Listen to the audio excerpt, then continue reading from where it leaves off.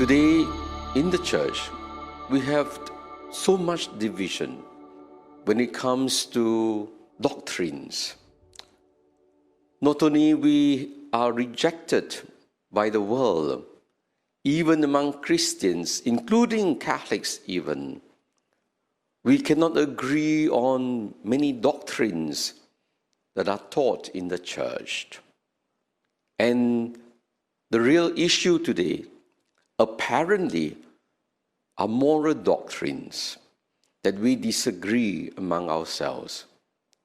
Some advocate transgender, same-sex union, abortion, divorce, and all these other moral issues.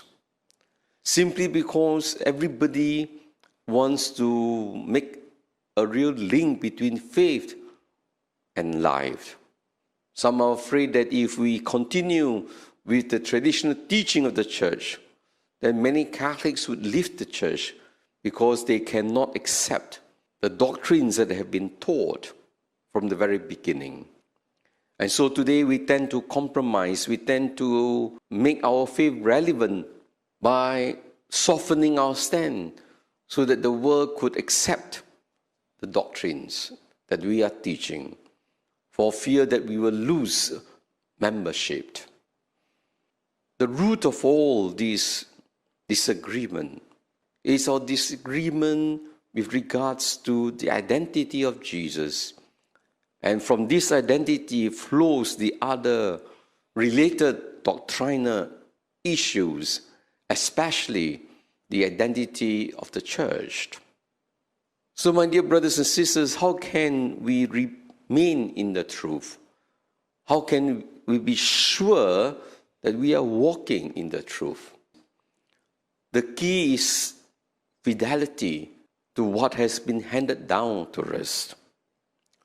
Orthodoxy, right doctrines, right worship, they are very much dependent on what has been transmitted to us.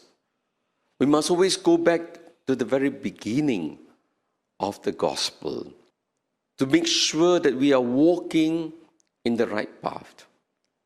This is not to say that doctrines cannot develop. In fact, doctrines will unfold because there are many things Jesus in the Gospel of St. John tells us. There are many things I want to tell you, but you do not understand. The Holy Spirit will come to make it clear for us. So doctrines in the church continues to be unfolded. But we have to be very careful that doctrines that developed over time must be faithful to the original doctrines as taught in the beginning. In other words, all doctrines that developed must go back to the foundation. There is what we call a legitimate development of doctrines and illegitimate. It is just like the human body. A baby grows to be a young person and to be an adult. These three, they are all from the same organism. So these three will develop accordingly. We do not evolve, in other words, into something else. A human being does not evolve into an insect or a bird. That would be a wrong form of development.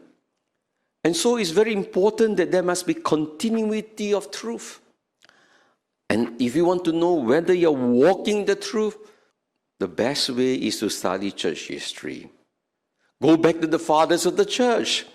The fathers of the church will tell us what they had always believed in. That is why it's very important to remember this. If we want to go back to the beginning, what must we go to? The apostolic tradition. And what does this apostolic tradition consist of? The scriptures and the oral tradition. St. Paul made it clear in the first letter of Timothy, chapter 3, verse 15. The church, he says, is a living God, the pillar and bulwark of truth. So whether it's oral tradition or written tradition, they are part of this apostolic tradition.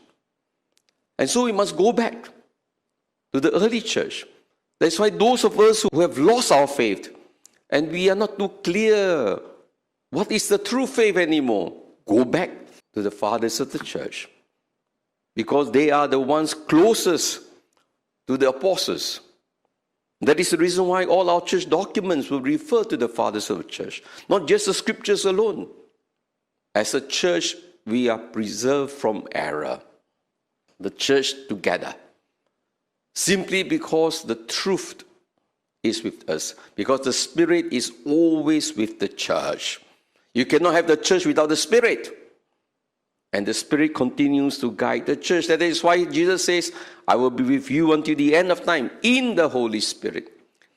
That is why we talk about the sensus fidei. And together, we walk the truth. If you want to be sure, therefore, that you are walking the truth, then, as I have said before, walk with the church. At the end of the day, it is not just doctrines alone. It is how we live our life in charity.